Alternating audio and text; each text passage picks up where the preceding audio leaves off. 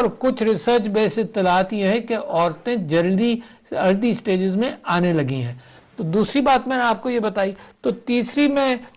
Mental stress کی آپ سے بات کر رہا ہوں کہ آج کل میں پریشان ہوں کہ معاشرے کے اندر منٹل سٹریس کے جو پاکستان کے فگرز ہیں وہ 24% ہیں اس وقت, اور جو میڈیکل کالجز کے اسٹوڈنٹ یا پروفیشنل کالجز کے اسٹوڈنٹس ہیں ان کا منٹل ریٹ 60 to 80% ہے.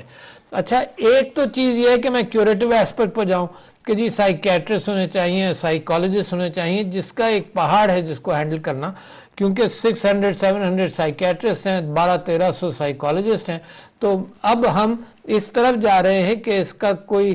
ہیلپ لائن موجود ہو, ہیلپ لائن کے ذریعے اے آئی اور آئی ٹی کی مدد سے لوگوں کو کچھ گائیڈنس, ڈراپ ڈاؤن مینیوز کے اعتبار سے گائیڈنس ملنے لگے, اور اے آئی سے کم یہ فلٹرنگ ہو جائے کہ جو لوگ کرائسس میں ہیں ان کو کہیں ہم ریفر کر سکیں, اور شارٹ کورسز کے ذریعے وہ ہیلپرز تیار کر سکیں جو ارلی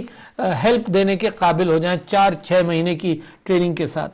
تو میں پھر آتا ہوں کارڈیک ڈیزیزز پر, اور کارڈیو واسکولر ڈیزیزز آپ نے خوب اچھی طرح سے اپنی کانفرنس کے اندر آپ گفتگو کریں گے کہ ظاہر ہے اس کا سب سے بڑا کرائسس خود ہارٹ کے اوپر یا برین ہیمریجز کے اوپر ہو سکتا ہے, تو لہٰذا لوگوں کی لائف سٹائل بہتر ہو. تو اس کے اوپر میں آپ کی مدد کرنے کو تیار ہوں. منسٹری آف ہیلتھ کے پی بھی اس کے اندر فلی انوالوڈ ہوگی, اور منسٹری آف ہیلتھ سینٹر بھی, اور سارے پروونسز کے اندر اس بات کو کہ لوگ اپنی صحت کا خیال کریں. دیکھیے یہ مس انفارمیشن ہے کہ ایک طرف پاکستان کا یہ حال ہے کہ غربت کی وجہ سے there is malnutrition, there is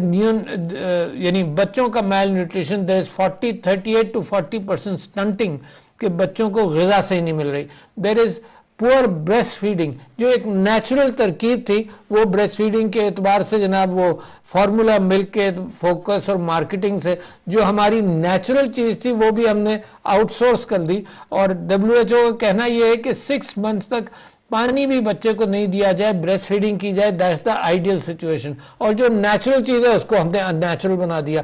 تو وہاں میل نیوٹریشن ہے ایک طرف, اور ایک طرف اوبیسٹی ہے ایک طرف جناب. تو آپ امیجن کریں کہیں میل نیوٹریشن کی ڈیزیز ہیں تو سوسائٹی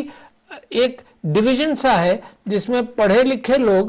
یا جو جن کو مراعات حاصل ہیں وہ کھا بھی زیادہ رہے ہیں, اور ان ہائیجینک فوڈ کھا رہے ہیں, زیادہ بھی کھا رہے ہیں اور ان ہائیجینک کھا رہے ہیں, اور جہاں نہیں ہے وہ بیچارے میل نیوٹریشن کا شکار ہیں,